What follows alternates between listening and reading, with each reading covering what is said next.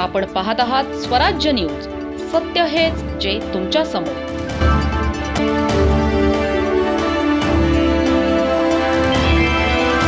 महाराष्ट्रातील बळीराजा आज पुन्हा एकदा आरपारच्या लढ्यासाठी रस्त्यावर उतरला आहे.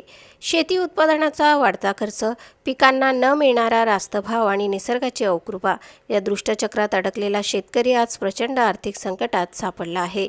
याच पार्श्वभूमीवर शेतकरी नेते आणि क्रांतिकारी शेतकरी संघटनेचे संस्थापक अध्यक्ष माजी श्री रविकांतजी तुपकर यांनी बुलढाणा येथे अन्नत्याग आंदोलन सुरू केले आहे.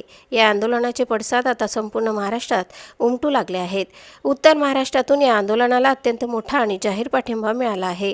क्रांतिकारी शेतकरी संघटनेचे उत्तर महाराष्ट्र अध्यक्ष श्री ईश्वर उखा पाटील यांच्या नेतृत्वाखाली धुळ्याचे जिल्हाधिकारी यांच्यामार्फत राज्य सरकारला एक महत्त्वपूर्ण आणि कडक इशारा देणारे निवेदन पाठवण्यात आले आहे.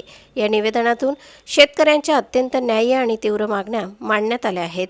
पहिली आणि प्रमुख मागणी म्हणजे महाराष्ट्रातील शेतकऱ्यांची सरसकट कर्जमाफी करण्यात यावी. दुसरी महत्त्वाची मागणी म्हणजे पीक विमा कंपन्यांकडून शेतकऱ्यांना योग्य आणि वेळेत नुकसान भरपाई मिळावी. यासाठी शासनाने कठोर पावले उचलावीत.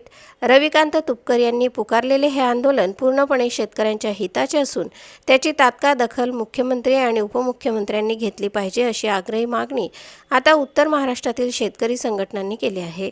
धुळ्यातून देण्यात आलेल्या या निवेदनावर संतोष सखाराम पाटील, योगेश सुरेश ठाकूर, श्री नाना पाटील आणि कॉम्रेड युआर राव यांच्यासह अनेक प्रमुख कार्यकर्त्यांच्या स्वाक्षऱ्या आहेत. या आंदोलनाच्या माध्यमातून शेतकऱ्यांनी सरकारला थेट आणि स्पष्ट इशारा दिला आहे की जर या मागण्यांवर सकारात्मक निर्णय घेऊन त्या तातडीने मान्य केल्या गेल्या नाहीत तर संपूर्ण राज्यात सरकारच्या विरोधात तीव्र आणि लक्षवेधी आंदोलन छेडण्यात येईल. एवढेच नव्हे तर या आगामी आंदोलनामुळे उद्भवणाऱ्या परिस्थितीची आणि कायदा सुव्यवस्थेची सर्वच्या सर्व जबाबदारी ही केवळ आणि केवळ राज्य सरकारचीच राहील असा कडक इशाराही या पत्राद्वारे देण्यात आला आहे. आता या अन्नत्याग आंदोलनावर आणि वाढत्या दबावावर राज्य सरकार काय पाऊल उचलणार, बळीराजाला त्याचा हक्क मिळणार का, हे पाहणे महत्त्वाचे ठरेल. प्रतिनिधी प्रकाश पाटील आणि वृत्तनिवेदिका सीमा पाटीलसह स्वराज्य न्यूज धुळे. संस्थापक अध्यक्ष रविकांतजी तुपकर, आज त्यांच्या अन्नत्यागाचा तिसरा दिवस आहे. आपल्या राज्याचे मुख्यमंत्री साहेब सत्तावर येण्याच्या अगोदर जी घोषणा केली होती त्यांनी की आम्ही 7-12 शेतकऱ्यांचा कोरा कोरा कोरा, हा सर्वसामान्य लोकांच्या ध्यानी मनी कानात ऐकू येतो शेतकऱ्यांच्या पोरांना की चला कोराच कसं काय उतारा होत नाही आपला अजून. या राज्याचे मुख्यमंत्री साहेब हे वाक्य कोरा करायचे हे तुमचंच आहे. त्यासाठी आपले शेतकरी नेते जे रविकांत तुपकर, आज तिसरा दिवस आहे.